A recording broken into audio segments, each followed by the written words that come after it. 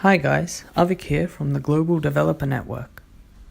In this video, we are going to be completing FreeCodeCamp's challenge called Link to External Pages with Anchor Elements.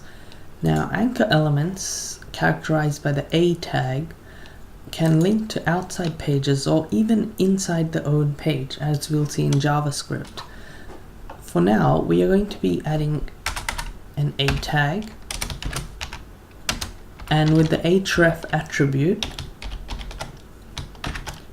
and we'll be closing off our A tag. Now, between the href attribute, we'll be putting the web address we want to redirect the page to. So http freecatphotoapp.com.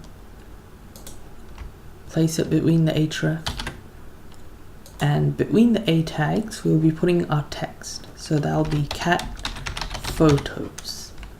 Now we can see the link appears here, and when we hover over it, it underlines.